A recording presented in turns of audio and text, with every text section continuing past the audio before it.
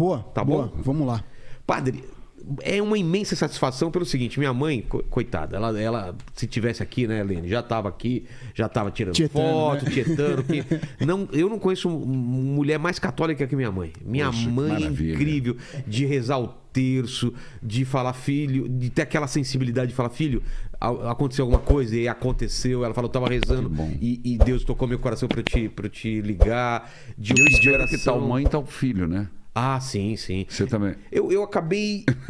Eu acabei indo pra igreja evangélica, mas tudo bem. mas é aquele negócio. Eu tô com a minha mãe, eu não tenho esse negócio. Entendi. Vou na igreja católica, vou lá com ela. O Deus de Isso todas não as separou religiões, a gente. né? É, porque às vezes a religião separa a família. Verdade. E isso é tão ruim, né? Porque a fé é a mesma, Cristo é o mesmo, né? Com certeza. Não tem que separar. Então, eu e minha mãe, a gente convive bem com isso, assim. E essa educação cristã que ela me deu, eu sou grato a ela até hoje. Assim. Que então, bom, obrigado, que bom. porque me traz várias lembranças. Assim, a gente pode até conversar sobre isso mais aqui, né? Com padre? certeza, eu estou aberto para a gente conversar sobre esses assuntos. E, como você disse, é interessante a gente perceber que e o Papa São João Paulo II, eu vou chamar de santo porque ele é santo, apesar de você de ser evangélico, mas para mim ele é um santo e canonizado foi. E ele dizia num documento, Unitatis Reintegratio em latim, mas é simples. O que quer dizer? Fiquemos naquilo que nos une. É bonito isso. Olha que bonito Fiquemos isso. naquilo que nos congrega. Aquilo que nos separa, vamos colocar menos importância. Porque não é exatamente isso que vai fazer o homem melhor e o reino de Deus melhor. E não é o que nos torna humanos, né? O que nos Não, torna claro que humanos não. são essas intersecções entre a gente, Exato. o que nos torna iguais, né? E nesse aspecto, as religiões elas têm muito pontos comuns, Exato. pontos que se encontram. E é isso que tem que nos fazer estar próximos um dos outros, sem proselitismo, sem querer dizer quem é melhor, quem é pior. É o coração humano e as atitudes, principalmente a caridade, que cobre uma multidão de pecados, que faz uma pessoa ser boa ou não. Não é verdade? Exato. E padre, eu queria saber da tua história. Como que se torna um padre? Como uma pessoa...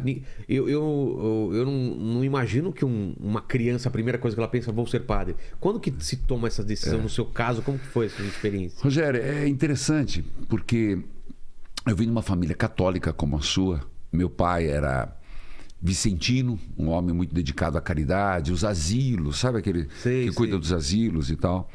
Minha mãe é do apostolado da oração, muito religiosa, família católica.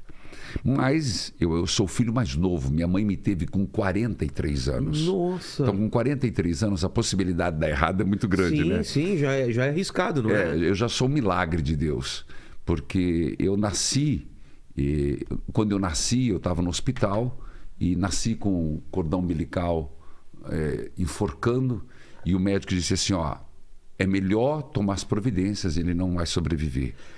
E aí... Viram que você estava antes de tirar, fizeram alguma imagem? Exato. E praticamente me deram por morto.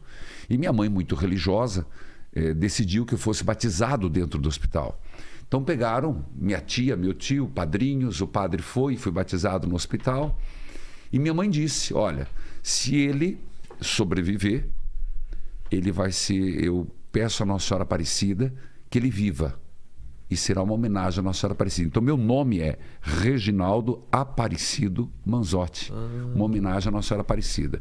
Mas isso não influenciou. Eu fui um garoto peralta, adorava brincar. Na época tinha... nós éramos 3 irmãos. Você não é da época. Não, você tem 50 e pouco igual eu. Não, eu tenho 39. Padre, não me entrega aí. Mas você lembra eu nasci em 70, mas eu tenho 39. Tá, eu sou ruim de conta. Tá, então vamos falar assim. Agora a televisão faz a gente ver coisas antigas. Então, isso. Eu pesquiso na internet muito na internet. nessa época. Tinha o Bonanza. Lembro de ver. Exato. E tinham 3. Ele não tinha um chapéu com aquele rabinho aqui atrás de castor, sei lá. E nós brincávamos, cara, a gente fazia de tudo, brincava de arma, eu adorava. Guerra de Mamona? Guerra de Mamona. E pra você ver que a gente não tinha juízo. Subia na casa dos outros para roubar. Olha, criança, Deus me perdoe. Não tinha aquelas antenas com aquelas caninho. Sei. A gente Eram uns caninhos assim, né? Roubava o caninho Oco, para fazer um cabo de madeira, colocava a pólvora da cartucheira do meu pai, Meu Deus! um palito de fósforo, para ficar atirando. Rapaz, não era para ser padre. Olha só! Não era para ser padre. Era para pegar no olho o negócio, para dar um...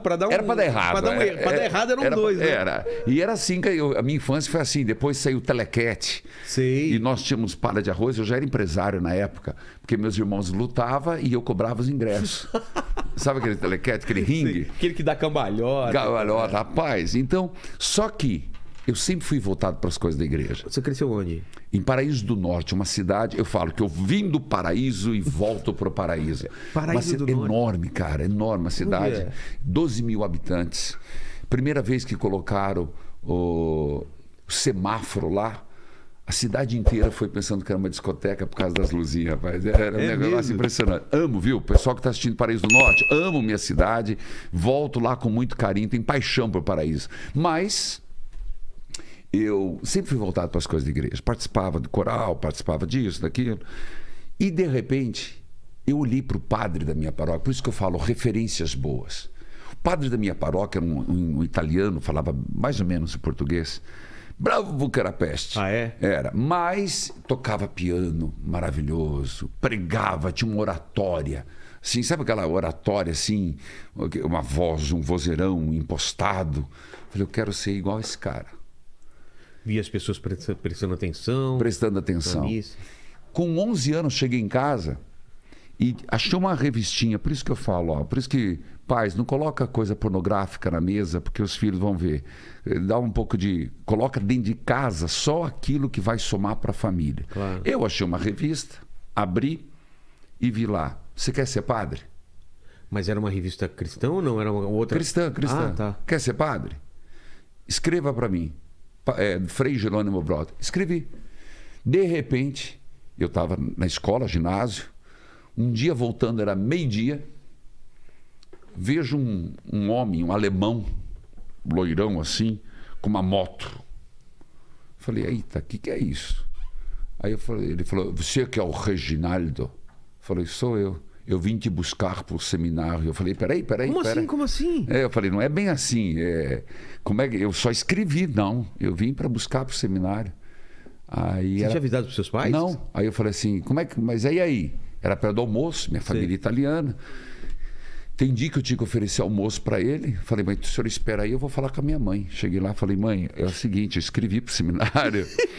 Olha o susto. Eu acho que eu vou para o seminário. Ah, para com essa conversa. E o padre está aí. E vai almoçar. Aí você imagina a cena, né? Nossa. Foi, fez almoço, tudo bem. Quando ele foi embora, apanhar não apanhei, mas que eu levei uns puxão de orelha, levei.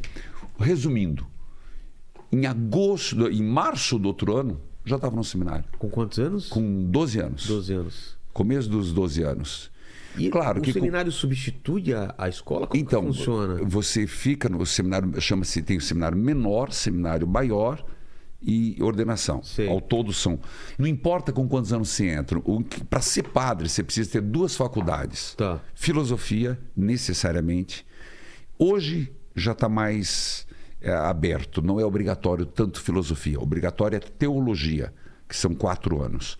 Mas como eu entrei antes, então eu fiz todo o meu ginásio, na época falava assim, o 2º grau dentro do seminário. Então, vivia no seminário e estudava fora. A gente não tinha aula interna. Estudava com o pessoal, estudava com jovens, na mesma idade. Colégio estadual, depois colégio particular, mas não era interno. Entendi? Isso foi uma grande vantagem.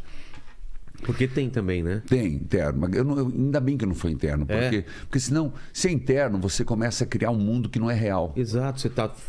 Você é separado da sociedade, né? Não, e foi importante estudar fora, porque aí você tinha esse contato com pessoas da tua idade e não tem aquela limitação, você não pode falar com o sexo oposto. Não tem disso. Porque não adianta querer preservar a pessoa disso. Você vai ter que fazer o discernimento, né?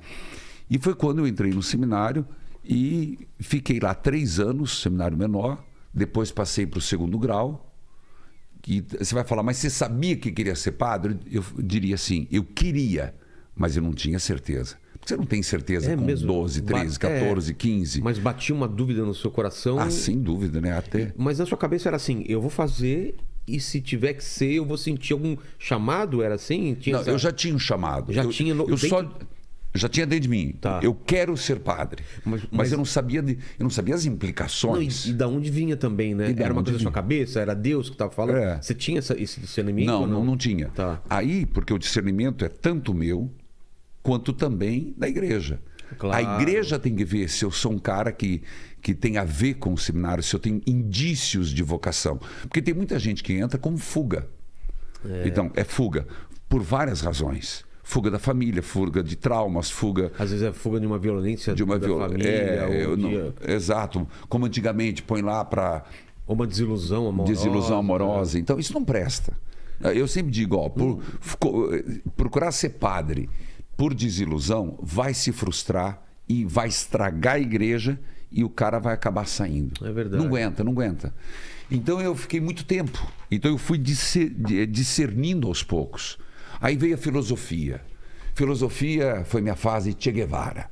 Rapaz. Revolucionária. Revolucionária. Por quê? Porque você tem contato com uma liberdade de pensamento absurda, é isso? A filosofia faz isso, né? Que legal. E aí eu tive aquele lado esquerda forte, entende? De transformar o mundo, revolucionar o mundo.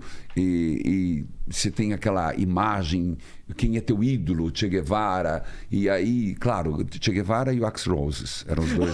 Nossa, olha só, né? Che Guevara e Axl Rose no mesmo lugar. No mesmo lugar. Não, rapaz, eu tinha no meu quarto uma bandeira do Che Guevara e do outro lado um pôster do Guns N' Roses. Axl Rose? Não, do Axl. Não, era do Axl Rose, mas era do Guns N' Roses. Aquela com a arma, com a flores. Tanto que se eu não fosse seminarista, eu tinha feito uma tatuagem aqui nas costas, porque eu achava muito, até hoje acho muito bonito. É bonita aquela bonita.